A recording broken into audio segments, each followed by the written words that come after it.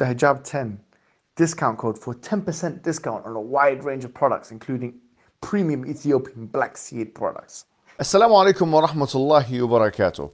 I recently watched a podcast between Joe Rogan and Ayaan Hirsi Ali.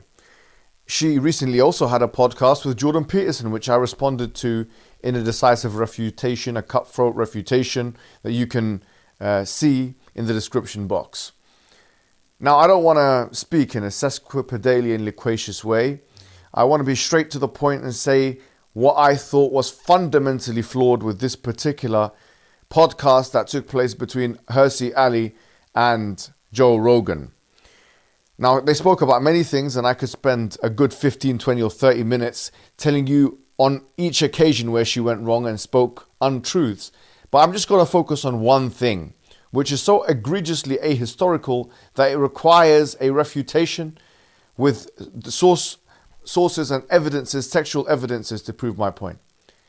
The main argument that she was making was when the Prophet became a prophet, in her eyes, claimed that he was a prophet, there were two periods which are well known in the seerah literature and the biography literature as the Meccan period and the Medinan period. The Meccan period was a period of time where the Prophet and his companions were being boycotted and tortured, and obviously the Muslims were on the back foot, if you want to call it that, and being oppressed as minorities. So she said this is the version of Islam which is not basically terroristic. She didn't use those words, but that's what she intended, because throughout the podcast she was talking about the link between ISIS and Islam. And then the Prophet went to Medina, and according to her, this is when the violence started to erupt and when Islam became a violent religion and the Prophet became a violent man. Now, what is it that was so egregious about her categorization, compartmentalization, and her dichotomous understanding of the seerah literature? She went on to say, I'll tell you, that the basic posture of the Muslim people at that time was to force conversion by the sword. Either you become Muslim or we're going to kill you. And she said this in many different interviews, which I've already refuted.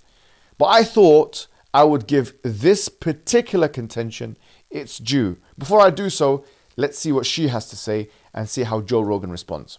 The Islam that was founded by the Prophet Muhammad. But then the Prophet Muhammad had two careers, one in Mecca and one in Medina. When he first established the religion in Mecca, he went around the city asking people to give up their gods and come to his one God. And he did it by asking. He did it by persuading, talking to people, and preaching charity and goodness. And then 10 years later, he moves to Medina and he establishes a militia. And then things change. He starts to give people a choice. You either come to my one God and you give up your gods, or you die by the sword. And any time from Medina, the religion becomes incredibly successful. And he goes beyond Arabia into the rest of the world. And so if you're a Muslim in the 21st century, and there are 1.6 billion Muslims in the world, if you're a Muslim and you say, I'm a peace-loving Muslim, I don't want to impose my religion on anyone else, you're invoking Muhammad in Medina. If you say, well, I think jihad means that we must take our religion seriously and convert other people, and if they refuse to convert, then we'll use violence, then you're invoking Muhammad in Medina. You said Medina twice. You said Medina the first time as well. Okay, I'm sorry. The peaceful Muhammad is not Medina. It is the peaceful Muhammad is Mecca. Mecca. So Mecca is where he first came out. And so if he says, if a Muslim today says, unto you your religion, unto me mine, I'm tolerant, all of that, you are invoking Mecca.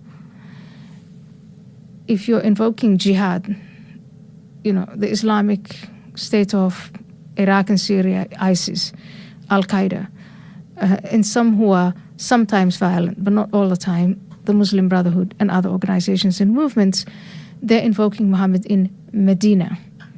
Because in Medina, Muhammad made it very clear, you spread the religion by word of mouth, by example, but also by the sword, by violence.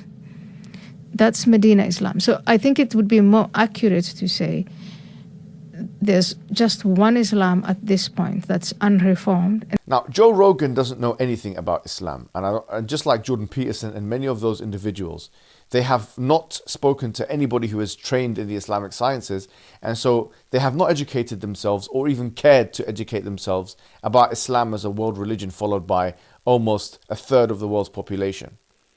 And so he's nodding along and kind of just taking whatever she has to say on face value, as if this ultra-crepidarian individual isn't some kind of trained theological expert, which she is not. She does not provide, and this is very important, as with her social kind of science, or sociological investigations, she provides no evidence for any of her claims. And this should have been a red flag for Joe Rogan. He said, what's the evidence that there's been this transition and that there's this forced conversion narrative?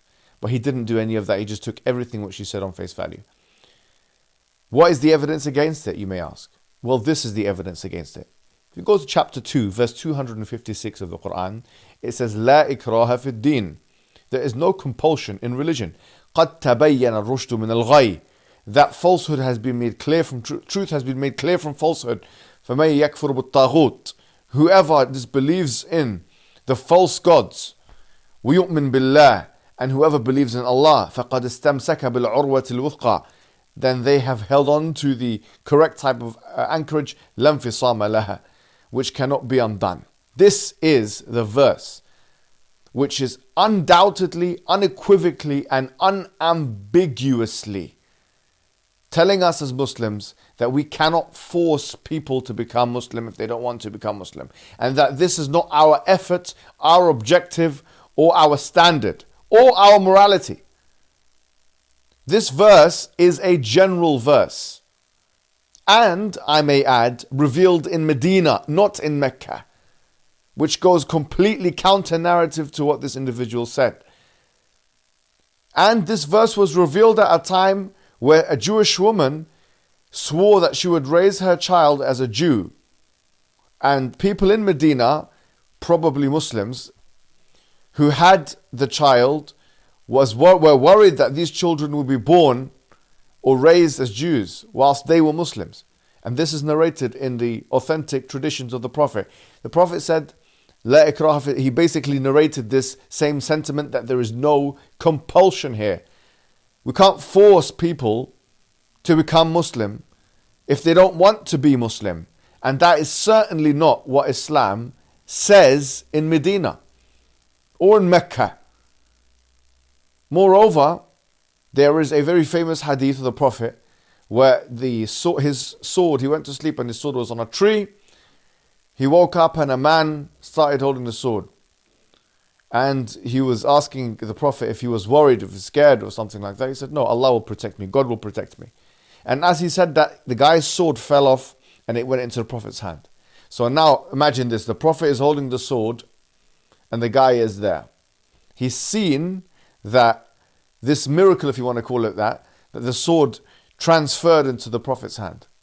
And the hadith goes on to say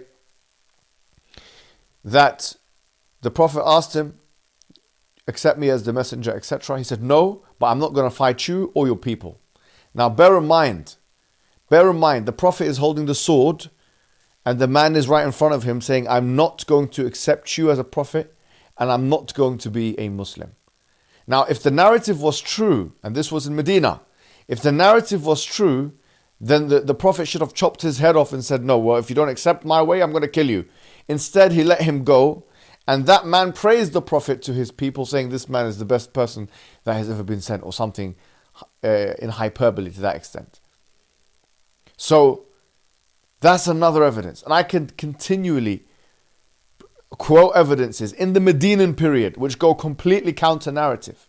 Just read chapter 4, verse 90 of the Quran. إِلَّا الَّذِينَ يَصِلُونَ بَيْنَكُمْ وَبَيْنَهُمْ مِيثَاقٌ أَوْ جَاءُوكُمْ حَصِرَتْ صُدُورُهُم. That except for the ones, you don't fight the ones who come to you and you have a treaty with them. Okay, you have a treaty with them, a contract with them. Or they come with open chests that they don't want to fight you. In other words, the verse continues, you have no way against them. In other words, there's no reason to fight these individuals. The Quran is filled with things like this. People just have to read the Quran and understand it contextually. I think what's really going on is that these individuals not even reading the Quran. Joe Rogan, I doubt he's even read the translations of the meanings of the Quran in English. Jordan Peterson, the same thing, and most of the other people, which is quite shameful for public intellectuals. Like, that's actually quite embarrassing. People that are meant to be public intellectuals in the West and edify their audiences are A, not doing like basic background checks on a huge thing as religion, and B, only calling onto their show those individuals who have unsympathetic views to Islam and Muslims. Really, they should be ashamed of themselves. And it's high time the Muslim community put pressure on them for doing what they're doing. They have created for themselves an echo chamber of anti-Islamic thought, and they can't, for whatever reason, come to reason and start thinking about this matter properly. And another thing which needs to be mentioned is that when the Prophet ﷺ, when he went to Medina, he in fact established a constitution.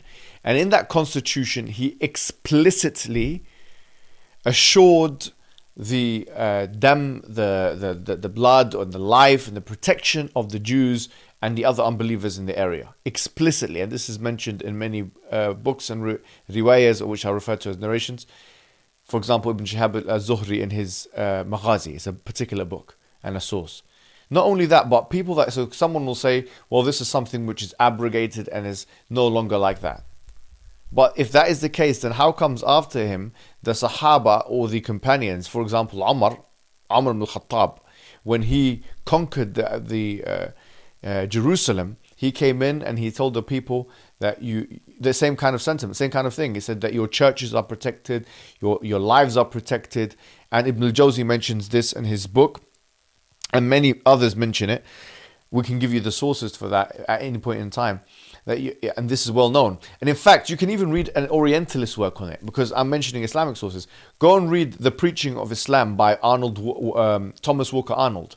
He even mentions this point. Okay, so at the end of the day, to give people misinformation when the reality of it is, in Islam there is a type of religious pluralism which is not emphasized or even understood by Westerners like Joe Rogan or Jordan Peterson or Ayaan Hirsi, who has forged herself into a Western discourse. There is. And in fact, we have narrations talking about Jews and Christians having their own spaces to pray in. Not only that, but to rule with their own laws, with their own religious laws within the Islamic polity. Where is the narrative of, we're going to kill you and we're going to convert you by force? When they went into Egypt, they left the Copts as they were. And that's why we have a healthy, maybe 15 million Copts in Egypt, not converted into Islam, as is presupposed. There are too many evidences, historical and otherwise, to maintain this false claim that people were being forced to become Muslims. I invite you to Joe Rogan and all of these, Jordan Peterson and all of those. I invite you to just read the books yourself. Educate yourselves with all due respect. Don't live in ignorance of something so important to people's lives. You recommend books on your websites and you speak to intellectuals all day, and you haven't even read one of the, actually probably the most read, memorized book on the face of the earth, which is the Quran. I say this is the problem of ignorance, and something has to change. But if you want to continue, you can. We will be here if you need us. Wassalamu alaikum wa rahmatullahi wa barakatuh.